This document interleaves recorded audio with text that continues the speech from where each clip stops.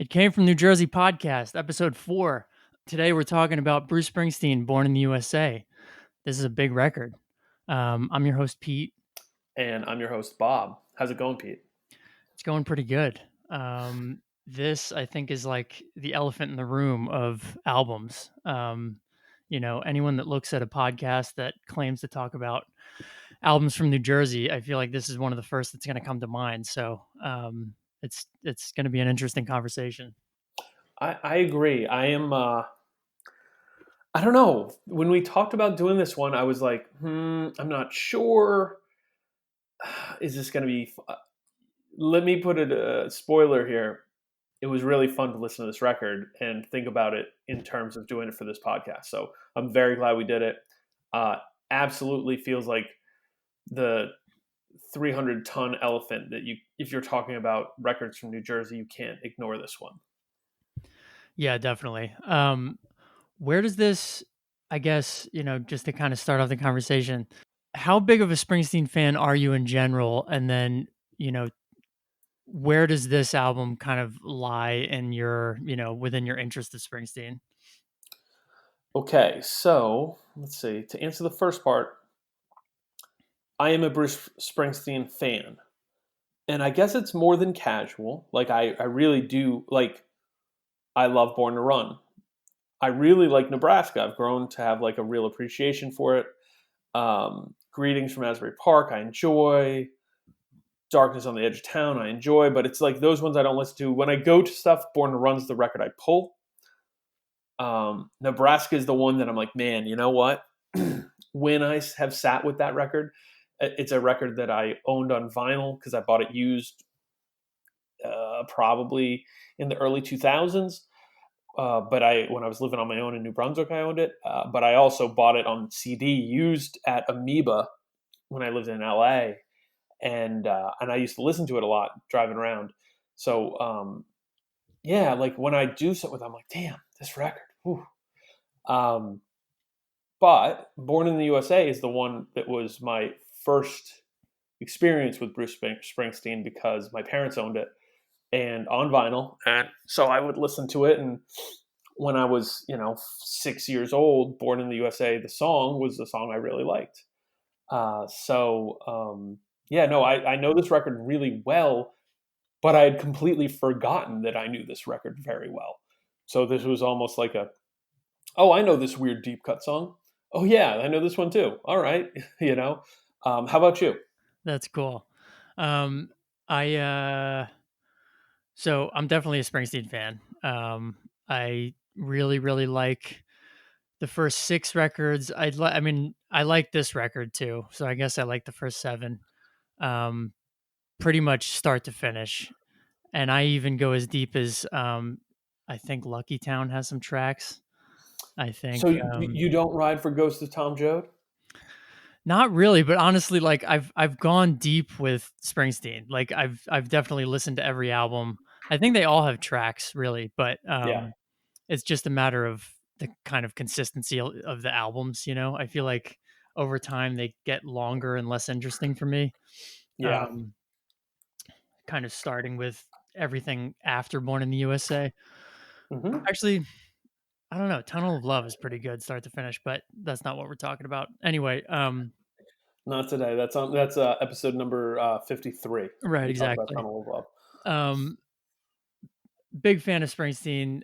But this album is just never the one I go to. I like a lot of the songs on it. We'll talk deeper about it, but I was kind of raised listening to Greetings from Asbury Park and E Street Shuffle. Those were my dad's Yep. favorites because he was born in Jersey.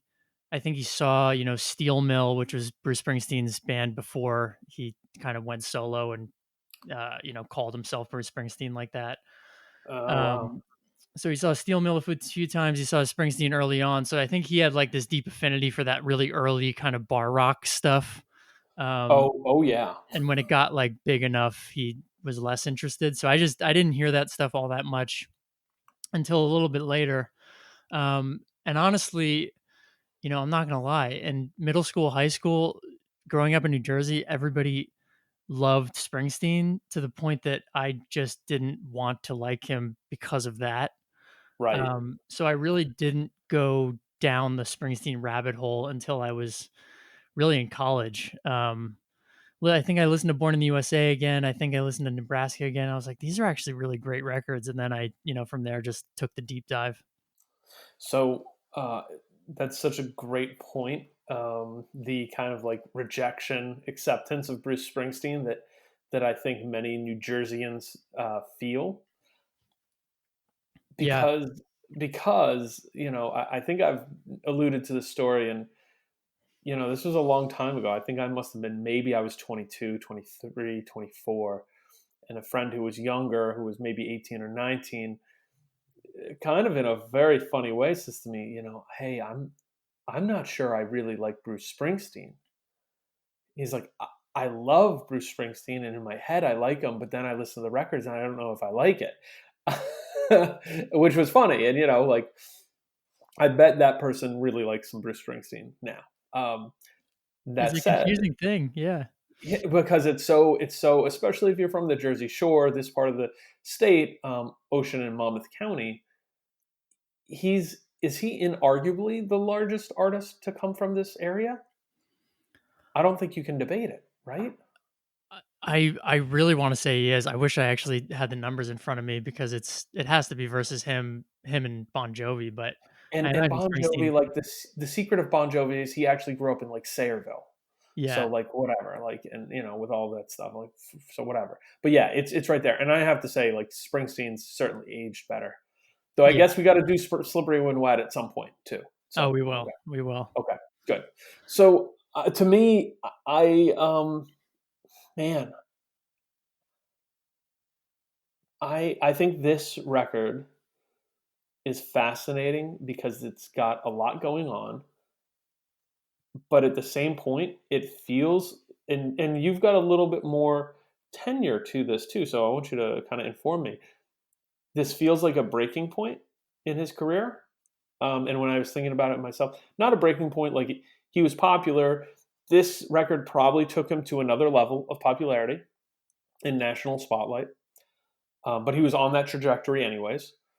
But sonically, there's a few changes that go along, and this is his biggest sounding record to date.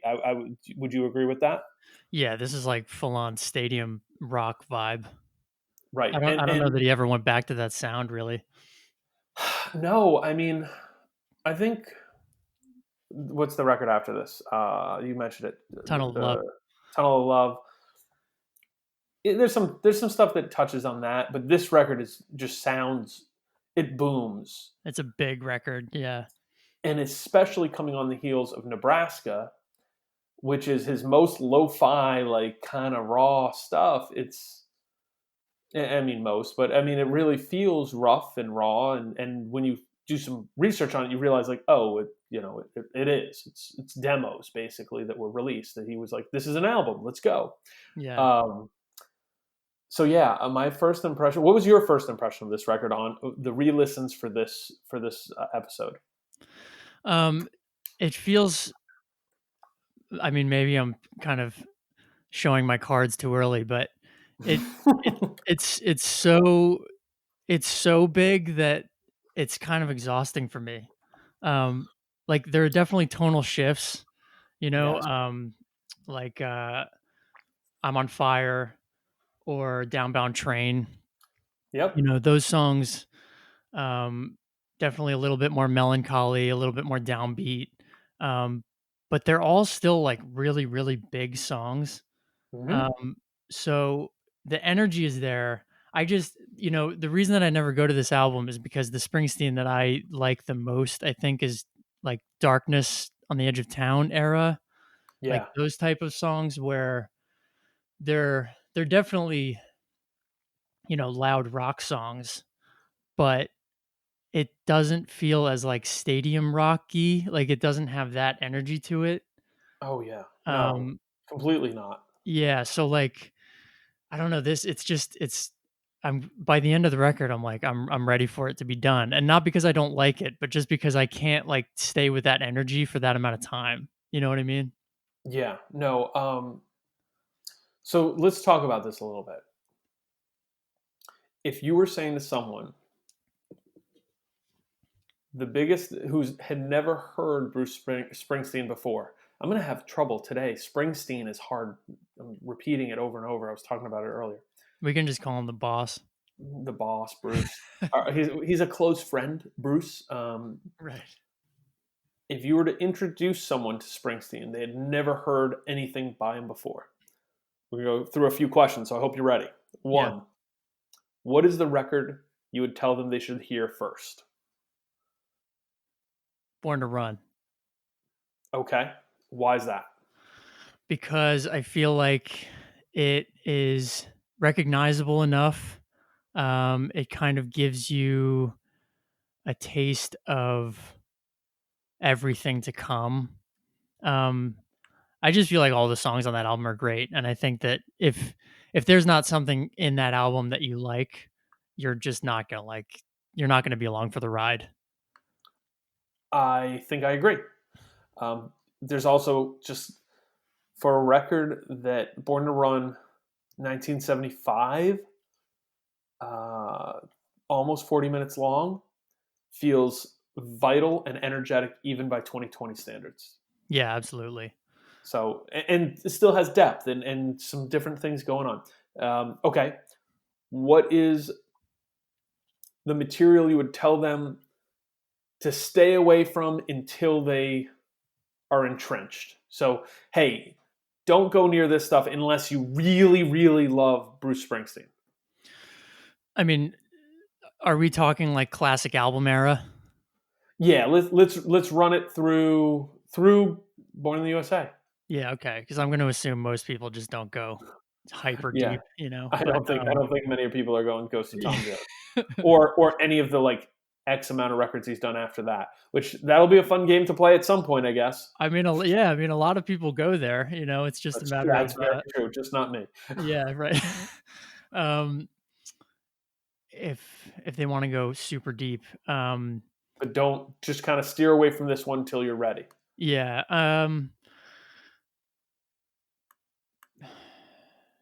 I am thinking either um, E Street Shuffle or Nebraska. Oh, Um, okay. and both for really different reasons. I think that um, E Street Shuffle sounds like a different band. I mean, a lot of the players, it was a different band for the Oh most yeah. part. Um, but it's it's just a totally different sound. I think he really like kind of got where he wanted to be with Born to Run. So I don't know. It's just it feels more like a local bar band than it does, you know, like the big music that you're used to hearing from Springsteen. And then Nebraska's for the opposite reason, where just like you said, it was essentially demos that he turned into an album. Which both of those albums are great. I just think that you know it's a different thing than people are typically used to with Springsteen. Yeah. And so I think I'm with you. That begs the question now, where is Born in the USA in this conversation? I mean, I have to think this was obviously an entry point for a lot of people. Oh yeah. You know, I mean, Especially because it comes out 9 years after Born to Run.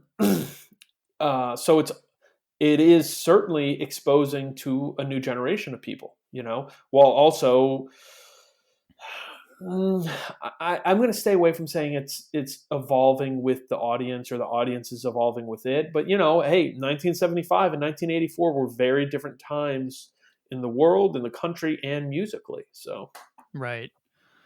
Yeah, I mean, he was definitely already big. You know, I mean, this was just like it was a it was a massive jump for someone who was already massive. Like he went from playing the PNC Bank Arts Center to Giant Stadium. You know, um, so I don't know. You know, people obviously got into him through this album, but I don't know. I don't know, like really where Springsteen fans lie on this. I think you know there's a lot of love for it. It's a classic album. It sold 30 million copies. Um, but I know that Springsteen himself doesn't really ride for it all that hard. I think he said that it's not like an album that he goes back to personally. Um, Yeah, I think that's so interesting too because clearly commercially it put him into a different space. yeah, Um, and I mean, I would say that he knows these songs because he has to play them. like how many of these songs in a 20 whatever Bruce Springsteen set has does he have to play? I'm gonna look this up. Like, I mean is he playing? he has to And go through he, the majority of the album.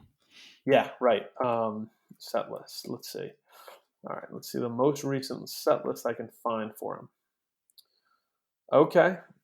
Oh, that didn't happen. All right. All right. Bruce Springsteen at Rock for the Rainforest. Hold on, can I guess? Well, this is only. Well, he only played a couple songs here at the Beacon Theater. It was some little set, but you should guess. Yeah, I want to get for one of the big sets. Um, There's only two songs. Let me. Yeah, I'll tell you these. He did "Glory Days" on this okay, record and "Dancing in the Dark." there So, you go. and then let's see. I want to get a full set. Okay, Stone Pony. Yeah, find Ooh. one of like his 4 hour long sets. Okay, so we have a set list here from MetLife Stadium, 2016. Let's see how many songs. Yeah, why don't you guess how many he plays? I'm gonna go conservative and say he did 5. He did six, and this is an interesting set. He does Darlington County, Working on the Highway, Downbound Train, I'm on Fire, Block, Dancing in the Dark, and Glory Days. No Okay, Born in the USA. I would have guessed some of those and would not have guessed others. Yeah, no, oh, actually, and I'm Going Down. So he does a 5 song block here. I'm Going Down, Darlington County, Working on the Highway, Downbound Train, I'm on Fire. Yeah. Which are not, that would not be what I'd guess. So, um, okay, let's talk about this. Based on the record cover, like everything about this is kind of on the nose till you peel it apart. When you see the cover to this record, is there any question that this is a stadium arena level record? No. Like, so do you think is there some homage to Sticky Fingers slash then using the iconography of the flag? Like I just feel like everything about it is big rock and roll, you know? Yeah, I think so. I think that's what they were going for. And they landed it. Totally Um, landed it. Now that said, as you mentioned, I don't know that many people. Yeah, you know what? That's a crazy thing to say. There are a lot of people who I'm sure this is their favorite Bruce Springsteen record.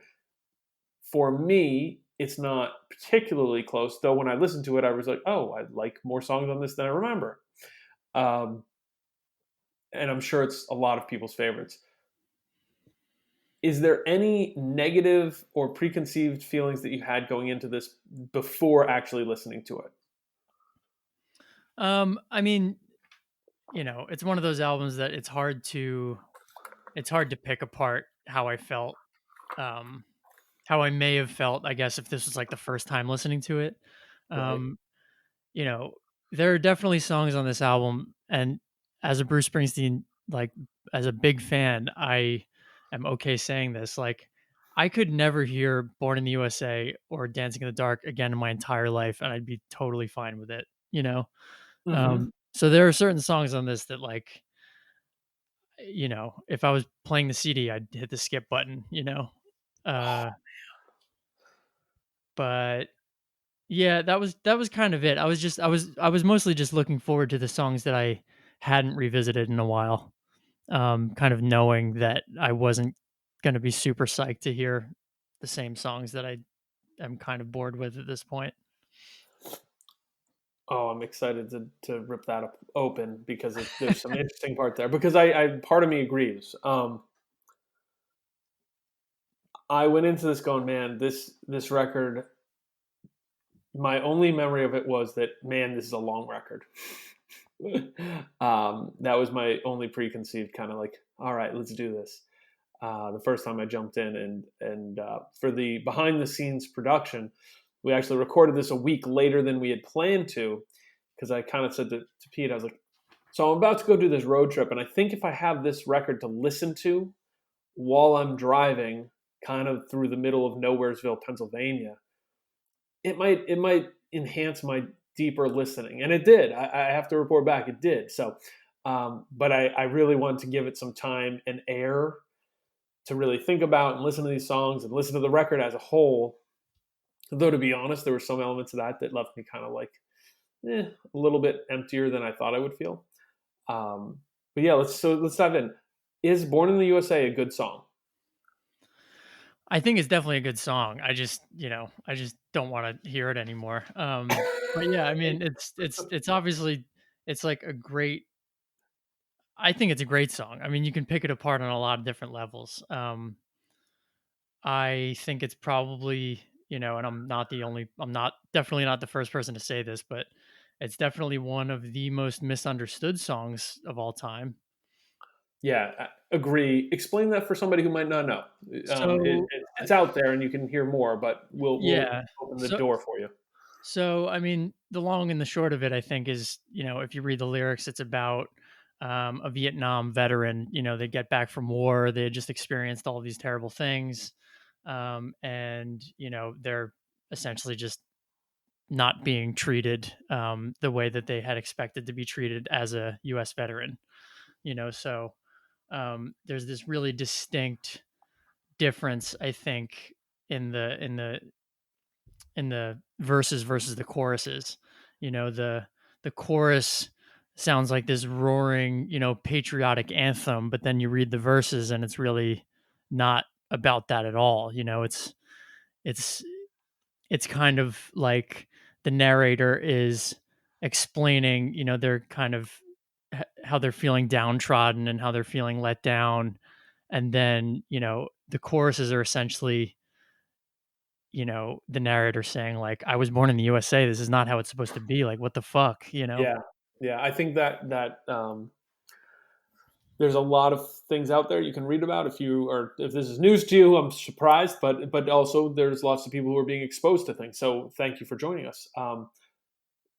The immediacy of this is that one, it was misinterpreted at the time. You had the president of the United States at that point, Ronald Reagan, saying like, "Oh, this great American song," and it's sort of like, I don't know if most politicians would say this is like this inspiring song. It's a pretty heavy-handed critique of how Vietnam vets were treated and the response to them when they returned to the country. And I mean, to me, it's a wonderful American message. I think it's great, and I think that that's like the kind of stuff that we should be highlighting.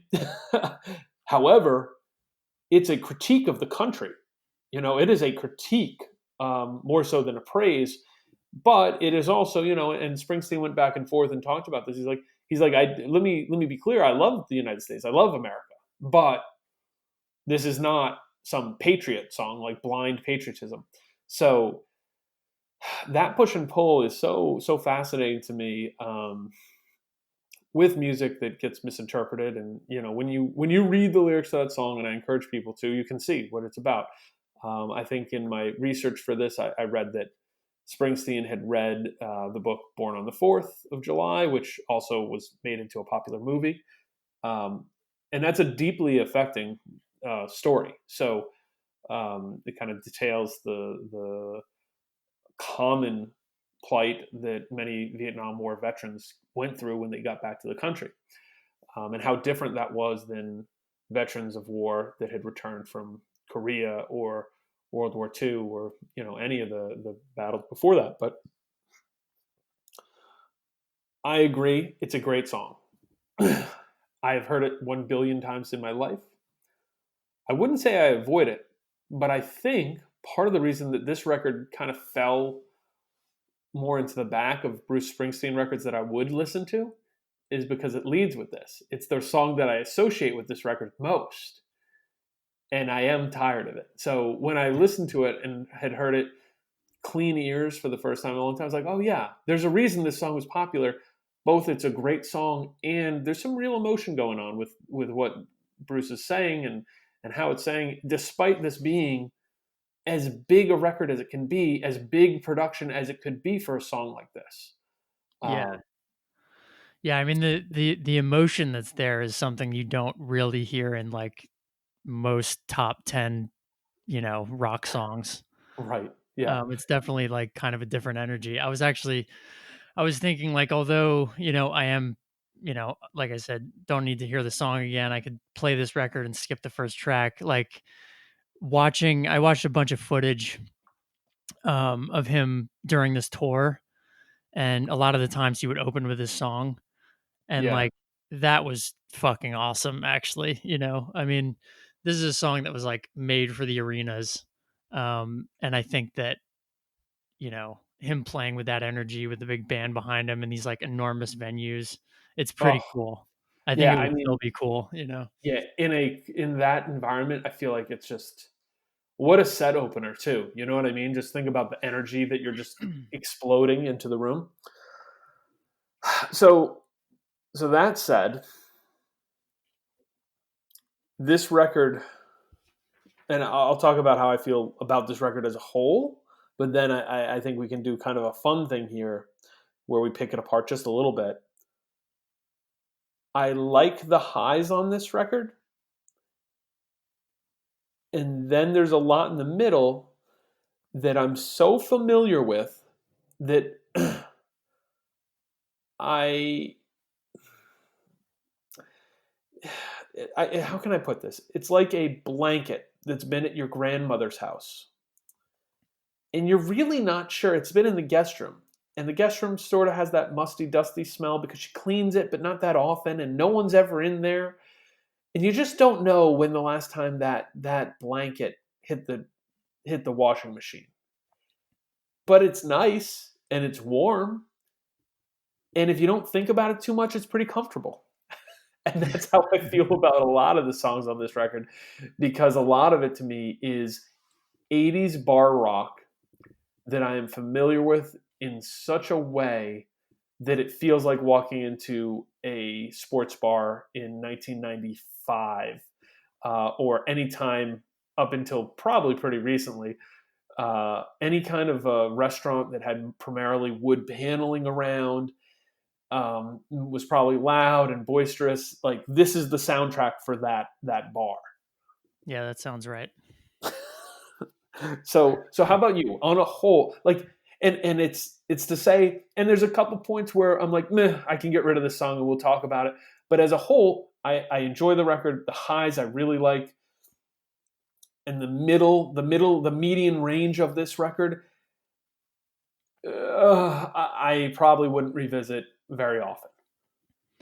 Yeah, I mean, yeah, all in all, I think it's actually a great record. I'm just, I think I'm downplaying how much I actually do like it.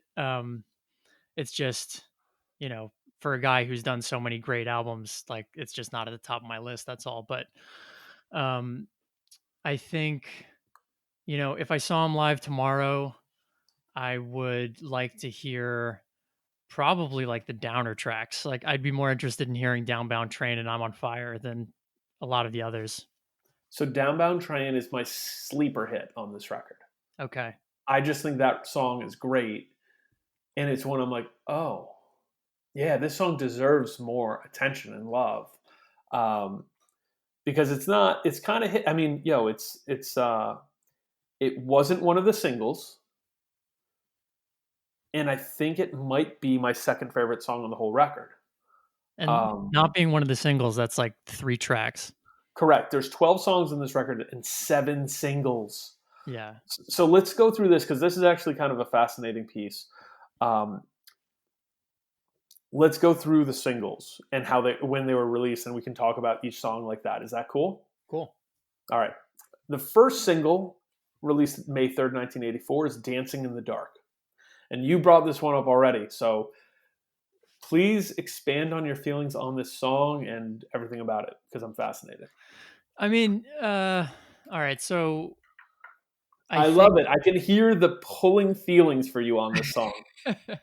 yeah, I mean, I think if a song makes it to radio, there's obviously something good about it. Like it's enough to catch, a million people's ears and, they might want to learn more about it. So I think it's a good track overall. I just, again, I don't need to hear it, but it's also for me like if I was younger and you know wasn't as understanding to the world as I am now, I think I would say that this is like a prime example of like Bruce Springsteen selling out. And what I mean by that is like it's once you start melding like dance pop music with rock and roll, um, and it's so obviously different to what you've done in the past, um, with an attempt with the obvious intent being like building a larger audience. I don't know. I just like I don't need it really because I feel like he's so good at what he does in general that like he doesn't need to do that. Um, I also was reading about the backstory of this song, and apparently um, most of the record was done, but Yeah. um, what's his name, the producer Yeah. What is his name? It's Landau, John John Landau. Landau thought that he needed a They hit needed. for the record, Yeah. which I is don't need a crazy. single. Yeah, which is obviously insane in retrospect, but Insane. yeah, but apparently it comes back the next, apparently Yeah. Bruce was all pissed off about it and, like through gritted teeth was like, fine, I'll make another single, and like comes back literally the next day with like the whole thing put together. Which you can almost hear in the song. It's a simple song, and you can almost hear in the lyrics this kind of like tension there. So, anyways, you Yeah, continue. no, I I'll go agree. into my dancing in the dark. No, totally. I mean, but to your point, and that's what I was gonna say, it feels like he kind of just angrily like threw a pop song together. Like I think he's so good at like just writing what he wants to write that at this point, you know, having just written like an obvious like pop machine of a record and being told that it didn't have a hit, he was like, fuck, like all right, like you want a hit, like I'll just give you the catchiest song, you're going to hear this year or whatever. So, um it's cool. I mean, I like it more with the backstory, honestly, and I didn't know that previously, but um, yeah, that's my feelings. What do you think? I, I love, capital L, love this song, and have since I was young. And it's one of the songs that it's like I said, "Born in the USA" sounds better the less you hear it. After a certain point, this song to me I can loop and I'm with it. So I Has a agree. great The music background. video. What's that? Has a great music Oh, video. oh, I'm doing the dance right now. Yeah. I'm in the chair, just like shoulder dipping, the All whole right. thing. Um, but visually, it's almost funny too. Like when you see the photos of Bruce from this era with his funny like bandana up high, all denim everything, and then you hear this song, you're like, "Yo, you sure you didn't slip on like an all black, like tucked in shirt and dress pants for this track, or what?" Um, but let me pull it back. That backstory is amazing, and it's also like telling because until doing the research for this, I never realized and never put together how overlapped Nebraska and Born in the USA were, and to find out that like essentially Bruce had written some his accounts are that he wrote around 70 songs, Yeah. and that the song Born in the USA was originally a song called Vietnam, and that he starts demoing stuff, working on these songs. And there was a point when Nebraska and Born in the USA, he was planning to have this big double album. Yep. Quite honestly, I am fascinated by what that could have been, because I don't think Nebraska works with the production and boom that Born in the USA has. And the Born in the USA demo trackings, like if you hear the demo of Born in the USA, which is on some like Bruce Springsteen compilation thing called Tracks, which I'd recommend, like actually has a lot of interesting stuff on it. I think But it's great. Yeah. agree, but that demo is so far from the final version. So I digress. But to think he essentially wrote Nebraska and Born in the USA, two seminal American rock and roll records, and a producer comes and says, "Hey, I don't hear a single. I need another." And he drops, like you said it beautifully. He basically just is like, "Okay, you want a single? Here's a single." And it sounds very um it sounds different than the rest of the record. I don't even think I checked myself a little bit.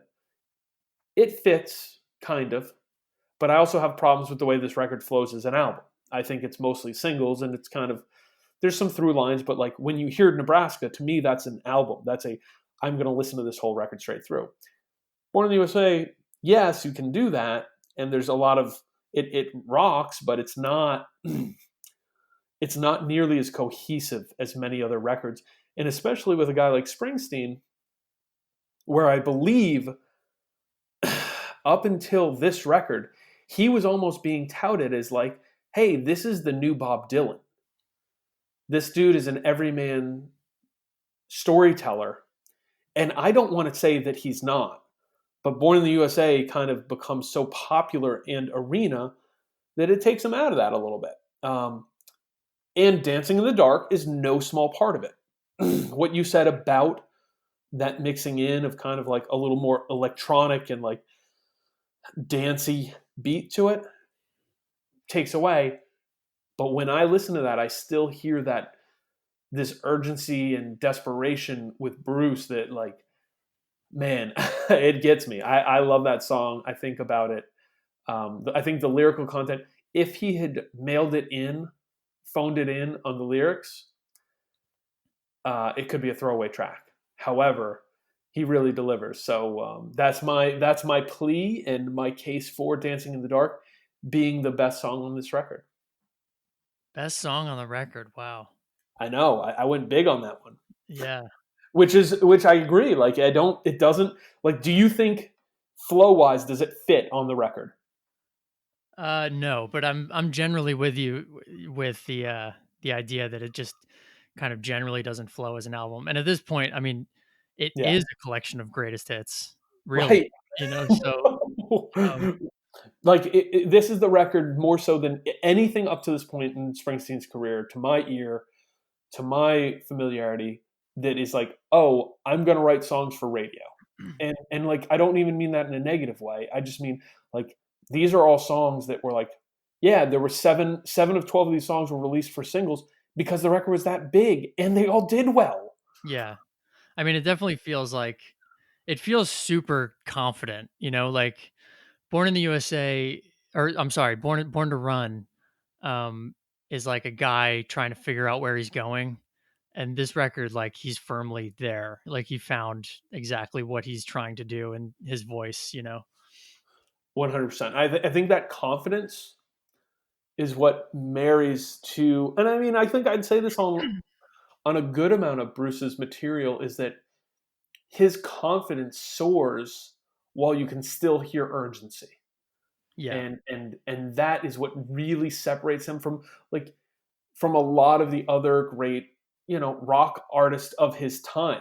Like I love Tom Petty. Tom Petty's best moments are these quiet kind of yearning and pulling at the heartstring moments, but he never quite hits the same notes as Bruce when Bruce is really going. And I think there's almost still a confidence there with Petty as well, but Bruce is kind of a different thing. So yeah, I think that's a great note. Okay, so that's the first single that's released. It was the last song written for both of these records, so that's kind of amazing. The next single was "Cover Me." Okay, song doesn't do anything crazy for me. Yeah. This one for me it's kind of just a filler. Agree. The third track, "Born in the USA," released October 30th, 1984. Um, Big Big song. one. I mean, we Yeah, kind of we kind of covered it, but we kind of covered it. Really, misunderstood. Um, there's it stands next to the Leonard Skinner song where they're denouncing is the governor of uh, or the mayor or governor of Birmingham, um, and that they didn't understand the lyrics, and so that became like this theme song. But it was kind of like, huh, okay, well, there you go. And I don't know, it's a great song. I think when people understand the real meaning of it, it takes such a different meaning than just when it's played at football games. You know? Right. I mean, I also think that we should say, I was born in 1984, so I wasn't around when this album came out, but from what I've heard, yeah, from, friends of mine who are a little older and were around at this time, like, mega albums like this back then had a different effect than mega albums now. I think that, like, now there's a lot of different genres. There's a lot of there's honestly a lot more music, I think, just happening just because of the way that people can record, and the way that music is released. And the way that So, people can hear music. Yeah, right. yeah, exactly. So at this time, apparently, I'm sure throughout the United States and the world, but definitely in New Jersey, Bruce Springsteen, it was like, you know, you could not be a Bruce Springsteen fan. Like, you had to be a Springsteen fan. He was the biggest, musician in town. He was from New Jersey. There was such pride. This was like the biggest record in the world. Um, Apparently, it was like, very overwhelming if you were like kind of lukewarm to him or didn't like him. God forbid. So Yes. I have to imagine that, like, I don't know. I just think it's important to think about that too in the context of the time. Like, records like this were unavoidable. It was fucking everywhere. I mean, if this was a podcast about the 1980s, I think we'd have to talk about this record because I was born in 1981. So I don't remember 1984 when this came out, but I do remember 1986 and 87 and 88 and from there on. And I remember being a small kid and knowing the song Born in the USA. And I remember the impact this record had on a national level because I didn't live in New Jersey, but it was a big deal. This was such a big deal. And it, I mean, we could really go deep into the ideas of American exceptionalism right now, which feels both relevant and like a topic that this podcast isn't totally designed for. But this was a time when the United States was really high on itself, and there was a lot of financial success. The country was growing. We were theoretically touting ourselves as the number one superpower in the world. This is still in the Cold War, spade a spade. This is still a time where we were kind of in a tense space with the Soviet Union being the other of the superpowers. And this kind of music, this kind of the Born in the USA chorus resonated so hard when it was like, we're number one in education, we're number one in science, we're number one in our military, we're number one in this, we're number one in space travel and blah blah blah blah blah technology.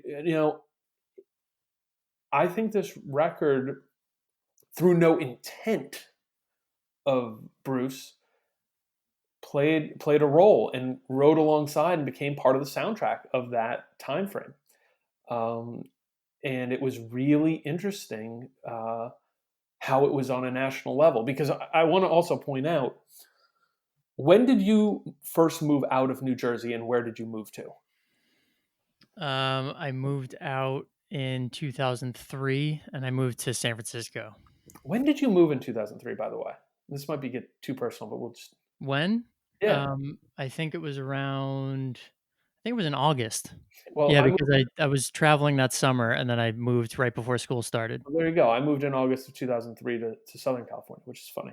Nice. Um, I did find myself with reason to still listen to the radio at that time. And, it's funny. I worked a weird job down there, and sometimes you'd listen to the radio. I'd still listen to the radio in my car, which sounds like I was driving a Flintstones car at that point. But no, I remember there was a conscious moment in my head where I'm like, oh, wow, I never hear Bruce Springsteen on the radio or Billy Joel.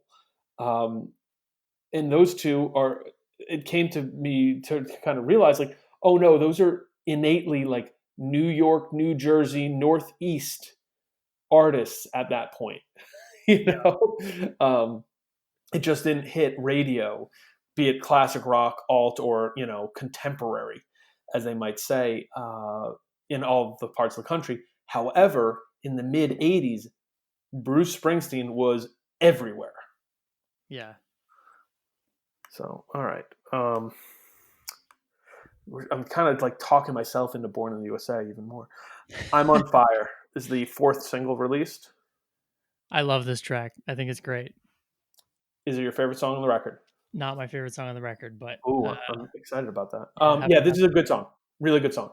yeah, In my top, mm, in my top 10 to 15 Bruce Springsteen singles, I'd say. yeah, yeah. I think it's up there for me too. I honestly remember hearing this when I was kind of defiantly anti-Bruce, in my more revolutionary years, Yes. when I wasn't allowing myself to like Bruce Springsteen. But I remember always kind of having an affinity for this song. Yeah, yeah. This is just a good song. Maybe the most interesting tempo play on the record. It's maybe one of the only songs where I'm like, okay, I could see putting this and Dancing in the Dark on the same record, and figuring out some songs to put in between to make them work. Or I Uh, think this could have fit on Nebraska. oh, yeah. Actually, great point. I'm wondering if there's demo versions of "I'm on Fire" that I'm not familiar with. Probably. Yeah, Yeah, I imagine there were like more kind of dressed down versions of this. because that's a song you dress down easily, and you Yeah, keep all the elements that make it kind of a special track. All right, number 5, and it's like it speaks to a couple things. One of which is the way that music industry and major music stuff had a formula in which they play, and if you go through popular records, you can find it. Dancing in the Dark, big single. The second song, Cover Me, but let's follow that with Born in the USA, huge track. I'm on Fire, good song, but different. We don't want to compete with Born in the USA for radio time, so it's going to be a different feel. Then they drop Glory Days. The fifth single off this record is Glory Days, a song that if you were going to a beach bar anywhere on the eastern seaboard and stayed in there with them playing music, I'm sure you'd hear it in a 3-hour window. yeah. Feelings on Glory Days. Um, really good song. But I don't know. It's another one of those like big songs that kind of just washes over me at this point.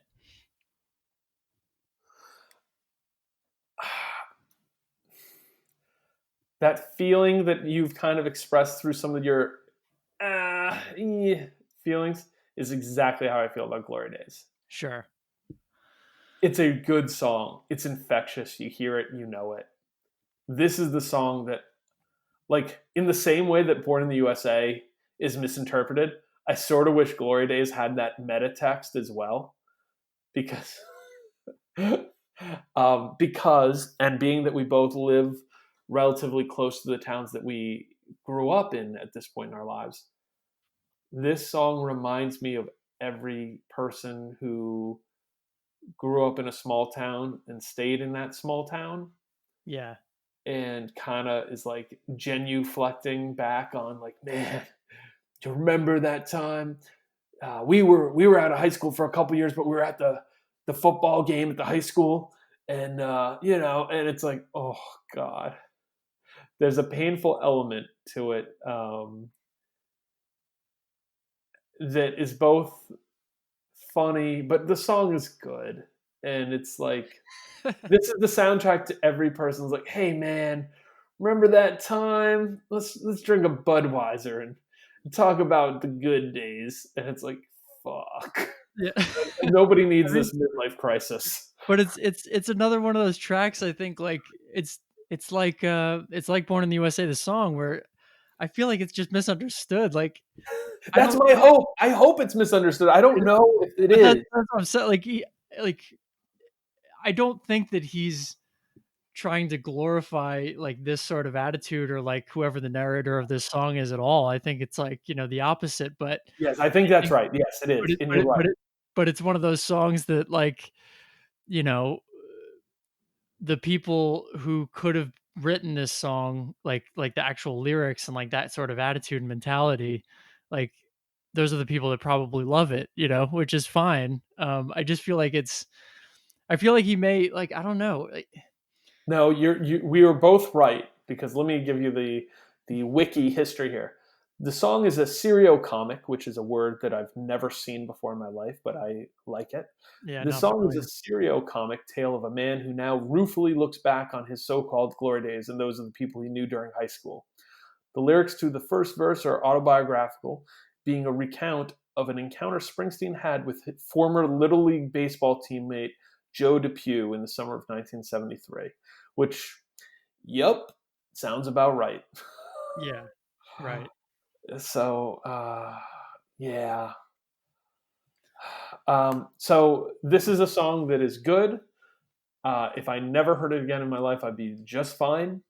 It fits in the mold of a few of the other songs on this that are big, big room produced bar rock songs of the 1980s. Yeah, definitely. Um, Like there's like the difference is like it's almost like he turns in some of the R&B bluesy swagger of the early his early material that also can get thrown into some bar rock categories and with good reason for a touch of honky tonk like swinging kind of songs that just don't do it for me that well. yeah, I'm with you. I'm with you. All right, It's just real quick. It's please. funny. The deeper we go into the songs, I don't feel like either of us like a lot of these songs. I feel like we just feel so, for whatever reason, we're so beholden to them. We don't want to like say that we don't like it. No, and so we're going through the singles. We'll go through the tracks and just go. We'll be really hard. All right, we'll speed it up for that process. The next two singles, and we'll just close that out here on the singles. I'm going down, and then my hometown. I'm going down is fine, but it feels like filler to me. I'm going down. Yeah, Yeah, agreed. and then my hometown. It's for me. I feel like he's done this song better. Yeah, Um, I know, like, I know what I want it to be. I want it to be like, I don't know. I can't think of a good example, but it's similar to songs he did in the past. It's a good closer track. I just feel like it doesn't hit the way that Bruce, you know, kind of going for this sort of sentiment y- tends to hit or has hit in the past. yeah, yeah. I tend to agree with that. It's the closing track on this record, and I think it's just okay. And Yeah. doesn't it's not a it doesn't pack punch, and it kind of again falls to me like this is the song after Dancing in the Dark, which is odd because Dancing in the Dark is second to last song on this record, and you go like, really? That's weird. Okay, but I guess he didn't. There's nowhere to put it in this record to have it flow. So, and I don't think they were particularly cared about the flow of this record. So we are going to be really strict here. Keep it, ditch it, just on a. Oh no, we'll do. I like it. I don't like it. No other commentary, Okay. and we'll go back and forth Okay. with who says it first. Born in the USA. I like Um, it. I like it. Cover me. I don't like it. Don't like it. Darlington County. I like it. Yeah, I'm gonna give it an I like it, even though it might be closer to it's okay, but I like it. Yeah, agreed. I'm definitely in the middle there. Working on the Highway. Don't like it. Don't like it. The song that I when it's playing, I'm like, all right, how much more do we got on this one? Let's go. Yeah. This is the one track that I like actively dislike. Right? Yeah. Like I was like, if he was playing, this is when I'm going to get popcorn. Yeah, yeah, absolutely. Downbound Train. Like it. Like it. Like it a lot. Sleeper hit, as I mentioned. Good tonal shift from the record, the three songs before it for sure. Really, the first four. Um, and yeah, I think this song gets slept on, and it's not a song I've ever really heard people talk about, but I like it a lot. Well, yeah, I was psyched that when you read the set list, this was one of the tracks because I would love to hear him play this. Agree, and I think he could do the album version, try to stay faithful to that, or do a stripped down version. And I bet the stripped down version of the song would sound great. Yep, I'm on Fire, like it. like it. No Surrender. Like it. One of my top 3 tracks on the record.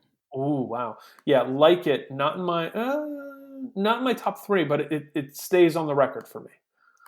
Yeah, this is one of those ones that I think if it was a bigger hit, like if this was as big a hit as Dancing in the Dark, I Yeah, could see myself getting tired of it, but because it's not, I really like it still. feel that. Bobby Jean. Favorite song on the record. Whoa, Yeah. I'm giving it a. I like it. Please go in. Um Not much to go in on. It reminds me of like Born to Run era. I think it's done really well. It's just like a catchy song. It's I don't know. I love this track. It's I think it's like one of those Bruce songs that people tend to overlook, especially on a record so full of hits. I was actually surprised that this wasn't a single. Wild, right? No, because it's a song I think people would be familiar with it, but maybe it's just that memorable. You know what I I think they mean? would too. Yeah. I mean it's definitely memorable. I just yeah, when I was reading through the singles, like My Hometown, I don't know, you could trade that in for No Surrender or Bobby Jean. Oh yeah, yeah. I think that that section of the record, "Downbound Train," "I'm on Fire," "No Surrender," "Bobby Jean." That's the strongest section of this record to me. Yeah, same. Like okay, so then I'm going down. Dislike it. Yeah, don't like it. Glory Days. I'm gonna say I don't like it. I'm gonna say I don't like it either, even though like yeah, no, I just put it in the wedding test. Is that you're at a good wedding Yeah, and this song gets played. You're dancing with your significant other. This song, you're dancing, and then this is the next song on.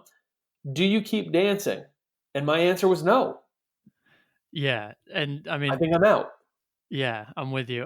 For me though, like this is a song like I could sing on karaoke, and I think it'd be a lot of fun. You know, Oh yeah, the this would be. songs that I dislike the most on this album, great karaoke songs. That's true. All right, so Dancing in the Dark. Dislike it, but great karaoke song. Love it and great karaoke song. And I would absolutely stay on the dance floor to dance to this song really slowly and kind of getting my Courtney Cox on. Yeah, And to close it out, My Hometown. I'm gonna say like it, but yeah. I'm saying I don't like it. I'm getting rid of it. All right. Worst song on the record, Working on the Highway. Yeah, hands down. Hands down. Get rid of it, Bruce. We Like, don't want don't like it at all. it. um, I feel like that song honestly, I don't wanna go too hard, but I don't know, I will. Like, it's if somebody had never heard Bruce Springsteen, but kinda thought he was a joke and then heard that song, like, it's it's like exactly what they would think he is, you know? yeah, that song, that's the I wrote 70 songs and this is song number 66. And people are like, Bruce, this one maybe not, bro. And Right. no, it works. It works. Dude, yeah, I, Okay, could a stripped down version of the song work? I don't think so. I would be very curious to hear it, but yeah, I don't think so. Would you dance to this at a wedding? No, Could you sing it karaoke and have fun? I don't think so. I don't think I could actually. You'd Yeah, have to be really fucking drunk to have fun with this song. So, yeah, and excuse like, my and most people would not be psyched. They'd want to hear any other Bruce song. yeah, yeah. You're at a table full of people. All right, I'm gonna go do a Bruce Springsteen song, and oh yeah, nice. And you do "Working on the Highway." Right. Everyone's looking at you with like cross eyes, like what are you doing? Um, All right, like so I have a question. please, So, um, you mentioned before how Bruce had claims to have written something like 70 to 80 songs yes, for this album, or not for this album, but kind of in this time period. yeah, and Um, because most of this record, I believe, was written between 1981 and 1982. right, yeah. So, kind of a few points and then a question. But one of the things I was thinking when I read that was, um, how did he end up with this collection of songs? Because I know that there were different iterations of what this record could have been, Yes, you know? I yes, wonder, like, I mean, I know that he's a really serious dude. I know he puts a lot of thought into all of this, but it is funny that with like that many songs that you would end up with a working on the highway on this album, right? So that was just one of my thoughts. But the other thing and the question is, like you said, one of the kind of iterations of the record that he was thinking of was basically a Nebraska Born in the USA double album where I don't know if it would have been split up that way, but I think it would have right, been, basically that collection of songs over 2 LPs. yeah. If that had been the case, where does that leave Bruce Springsteen, and his career at that point? Like, where does that record go and what does that look like? What do you think? Great question. Okay, one, there's no dancing in the dark. Okay. Would you agree with that? Yeah, agreed. I mean, I don't Because I know don't that think Dancing in the Dark was in Bruce's plans in a vision way until he was forced to write another single. for sure. So Yeah. let's say that's off the table. Two, I believe the song "Born in the USA" is a stripped down version that's much more like Nebraska Okay. because I think production wise, and this is all just hypothetical. We're in what if land right now. If he were to do a double album that is Nebraska and Born in the USA, those are two records that couldn't be further apart when it comes to production and the sonic nature of them. So let's walk down both roads. It's a more lo-fi version, less lo-fi than Nebraska is, but production that's more in line with his catalog before Born in the USA than it is on that record. I think it does well. I think it probably is popular. I think that certain tracks have less footing and momentum in top 40 radio, but that it would be well received and he would be lauded critically for it. People would really like it. People would be really going to bat for it on that level. And it might be more celebrated years later as Nebraska became. Nebraska is the record that I think a lot of people like.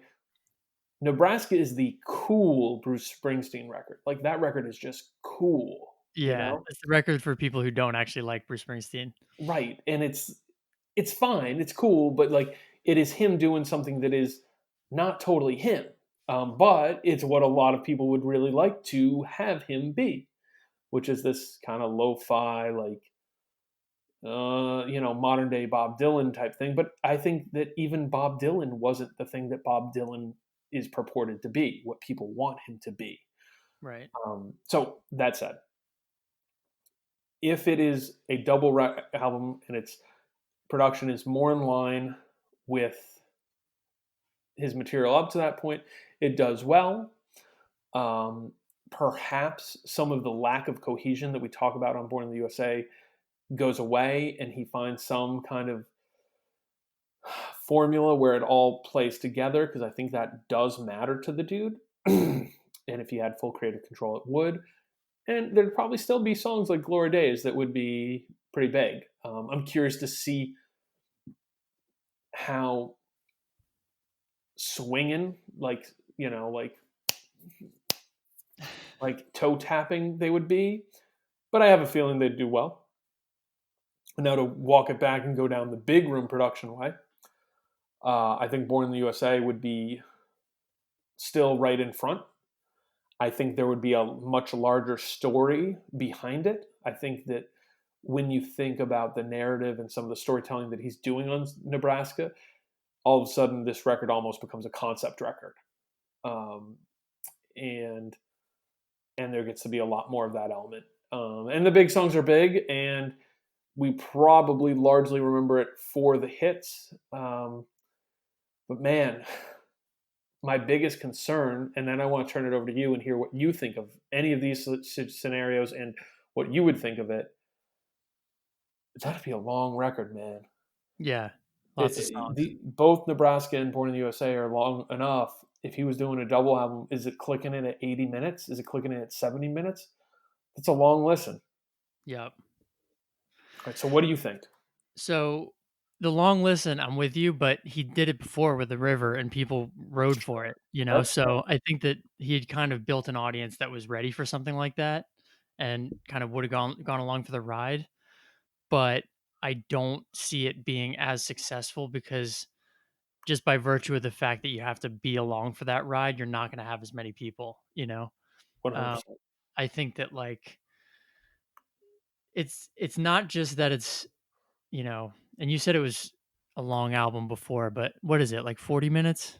It's not super Born in long. the USA is 46 minutes. Oh, it is. That's pretty long. It's longer than I thought. Well, and like that's part of it to me is you go, okay, uh, yes, the river is 83 minutes. Oof. Yeah. Darkness is 42. Born to Run is 39. So you go through his catalog.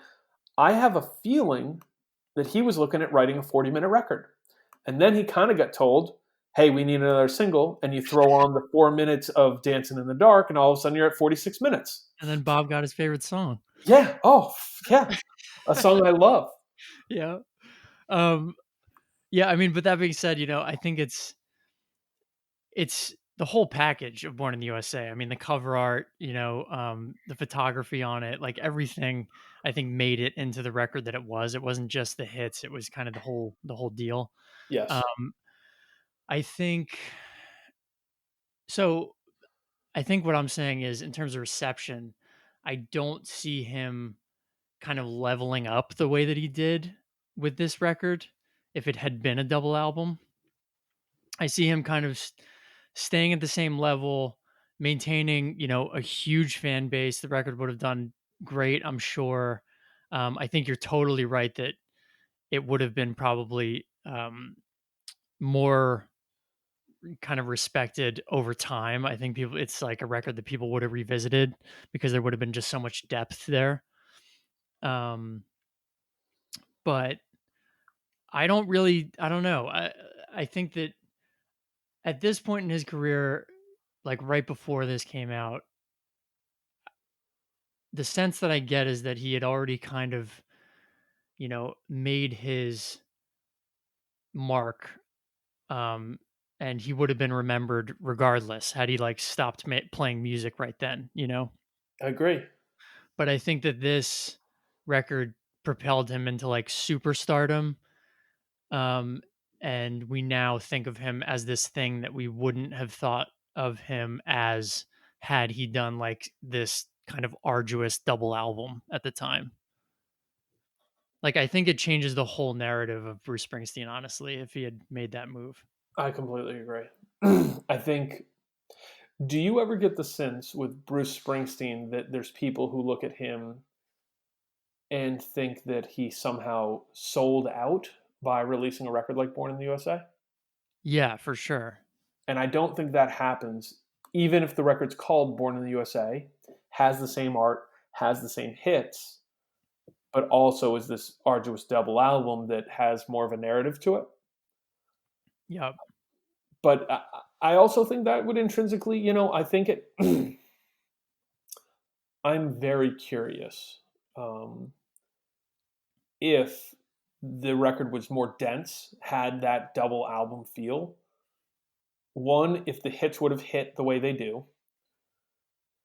Two, if people would have been receptive in such a way that they were. I don't. I'm just not sure. Because I'm also not sure that if he recorded it as a double album, that the song "Born in the USA" comes out the way it does. Well, exactly. I mean, like, does Born in the USA come out the way it does? Is it like, are the singles like Born in the USA followed by Johnny 99? Like, Right? what does Yeah. that look like? Yeah. Because I mean, sure. Like, I mean, "Cover Me" being a single. Like, come on. Um, yeah, I think there's a world. This changes his trajectory and overall profile. Like, I think that most people would still tell you this isn't the best Bruce Springsteen record. I think there's plenty of people who would. And if you go by the big songs, yep, this has got a few of them. like Yeah. like I all right, let's do the 2020 way of the charts and see what are the most played Bruce Springsteen songs on Spotify. Um, let's see this. I was just there. The most played songs. Okay, here, don't look. Guess his most Um, popular songs. I really want to guess Born to Run is first. Okay, what's second in your guessing game? Oh God, I got to think through all these songs. He has so many hits. Has so many hits. Uh, Dancing in the Dark. Okay, yep. And give me one more. Round out your top three. Um, um, I think Born in the USA. Okay, well, so you got the top three right. However, Dancing in the Dark, number one, Yeah, I should have 252 known that. million plays on Yeah. Spotify. Number two, Born in the USA, 195 million plays. Now, Born to Run's the third track here, but it doesn't have as many plays, so I guess I should say I'm on Fire has 171 million plays. Wow. Born to Run has 162 million. And number five, Streets of Philadelphia, 1994 hit single with Right. 126 million. So, three of the top five Born in the USA tracks. Pretty safe to say that record is a lot of people's favorites, and it stays that way today. That said, it's neither of our favorite. What is your favorite record of his? I think I might have asked that earlier, but just I to think it's reiterate. Darkness. I mean, it changes, over time, but I think Darkness is my favorite. Yeah, no, it's. Do you think if you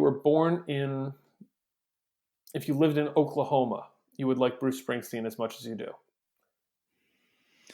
Um, Probably not, because um, I think the fact that he's from New Jersey is one of those things that made me interested Yeah, in revisiting. I had already, like I said, I kind of wrote him off, and then kind of decided to do the deep dive later on. right.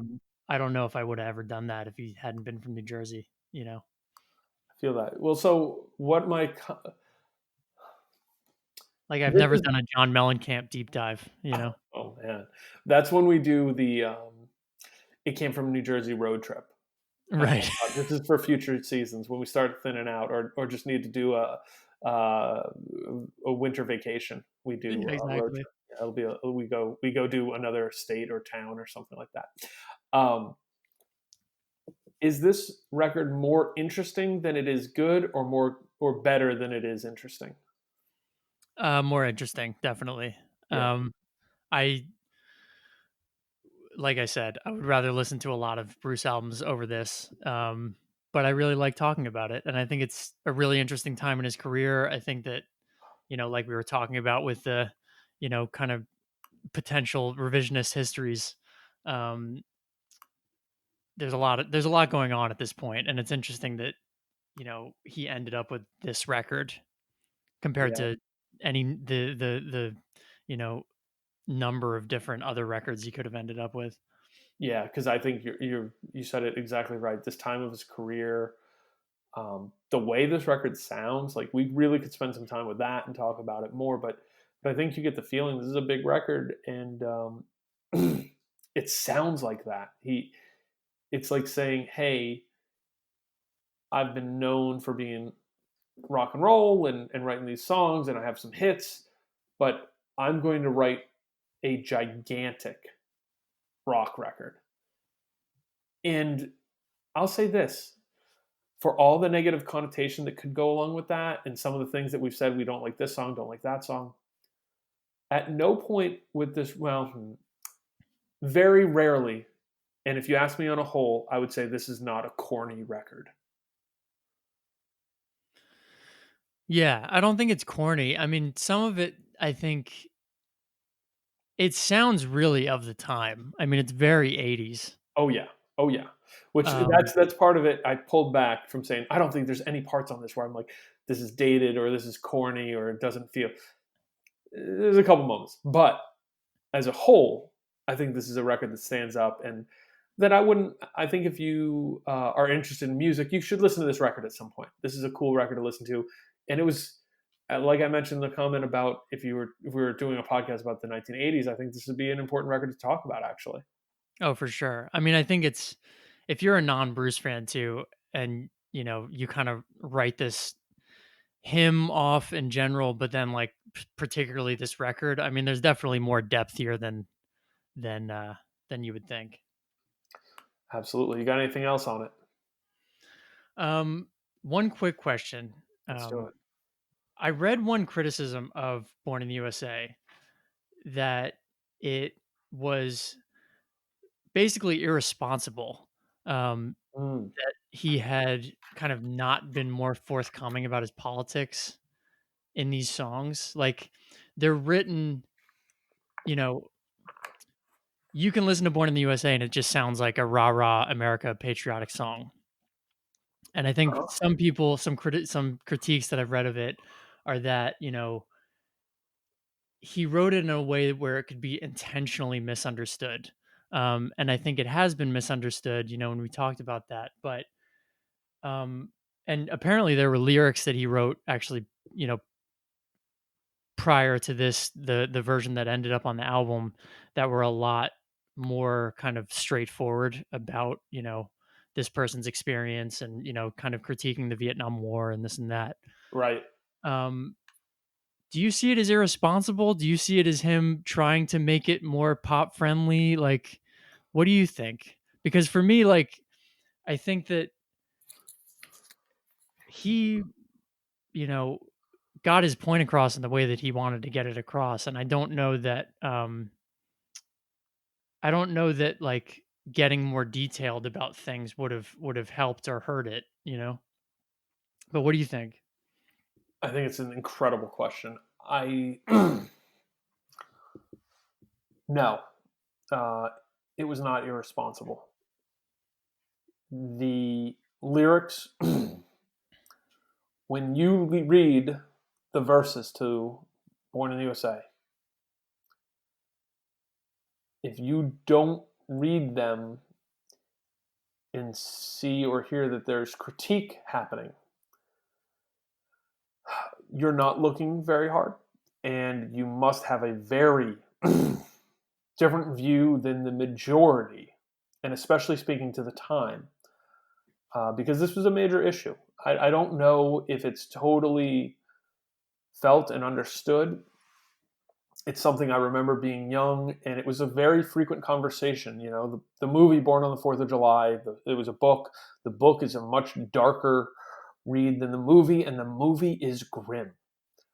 It's a movie starring Tom Cruise. If you've never seen it, anyone out there, you should do what you can to see it. Um, Not only do I think it's a well done, it's not a happy movie. For a movie called Born on the Fourth of July, it's really dark, but it's to me a very honest look at the way a lot of people came home from a very ugly time in our history, and there's going to be parallels to that right now. Um, but so where I think there's misunderstanding is that I think there's people who hear that song and marble mouth their way through the choruses, or think it's just some like jabadoo folk song thing, until they hit the big chorus, and then it's all stomping your feet and yelling "Born in the USA." That said, what should he have done differently? Could he have been more pointed? I don't know.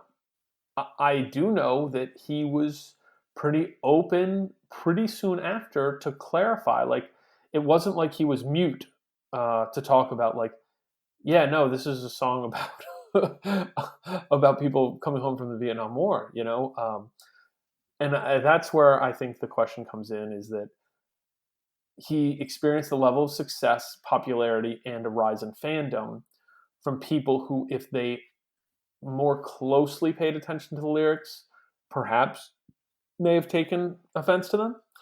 But I wonder also, on the other side of that, if he ever opened anybody's eyes and had people Right. question things a little more. And that's a credit to him. So, no, there's nothing, I would not say it's irresponsible. I would say that it's fascinating. It's really an interesting question. It's something I think people should ask of themselves: is artists' responsibility to art or to the world around them? And I think there is some, but when it comes to this creation and creativity, um, that there should be no chains to how far someone can go, especially when it's this kind of a thing. He's not preaching hate here. He's talking about something that was a very real and vital movement. If anyone is hearing this and is curious about it, look up the numbers on Vietnam War veterans. The numbers that ended up homeless is staggering. The number that ended up with criminal records, staggering. The number that ended up with very serious mental health, drug abuse, and suicide rates, it's just outrageous. So do a little research on that.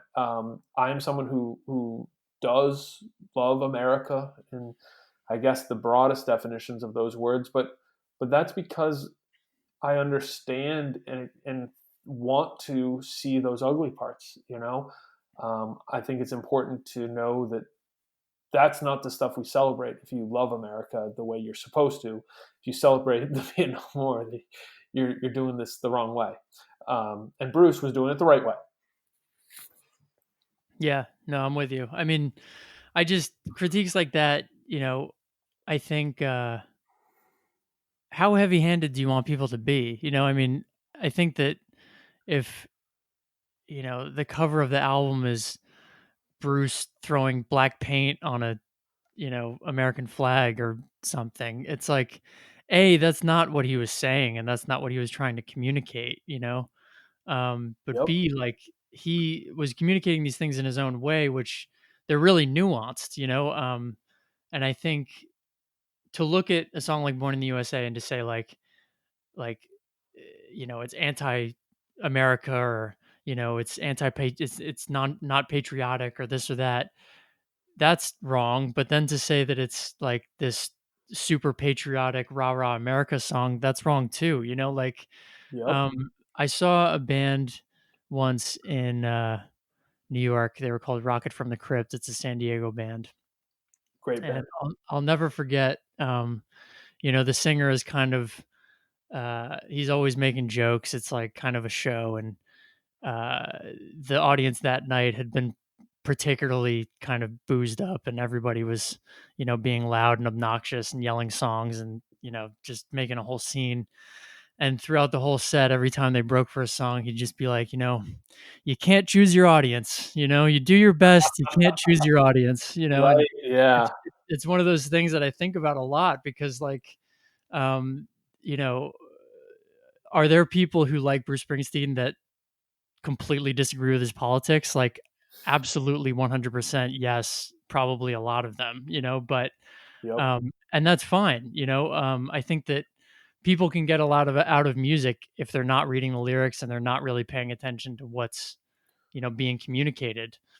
But for a lot of other people, they're kind of going along for the ride and reading the lyrics, and maybe this, like you said, maybe somebody read the lyrics of this song and found out that the whole thing had been influenced by Born on the 4th of July, and read the book and got more involved, however that whatever that might mean. Yeah. Even um, even just awareness can be more involved. for sure, yeah. So um Yeah, I don't think it's a fair criticism at all. But I understand it because, Hmm. there are definitely bands that have been way more heavy-handed about, politics. I think about like Rage Against the Machine, for example. Absolutely, and Um, and but I the don't think platform. it's Yeah. not what needs to happen, and clearly it's not what Bruce wanted to do. So yeah, that's how I feel. Well, and it's it's inspiring. Hmm, it's inspiring action or thought in different ways, and I think that's valid. I think that's something to understand, and it's a good place to leave off this episode. Cool. So Bob, this was my pick. I don't know if you have something Was ready. I don't, but this was a good one. So we're gonna surprise the people with the next episode too. We'll get back to the teaser trailer style maybe next time, but I've got a few to sift through before I make a final decision, and we'll be back at you guys next week. Cool. So you can follow us on social at It Came From NJ Pod, and you can write us an email at itcamefromnjpod@gmail.com. We And really we'll talk love to you the next emails that week. we've gotten so far, so please keep them coming. And yeah, we're pretty good about that stuff. So if you hit us, we'll hit you back. I promise. Definitely. Definitely.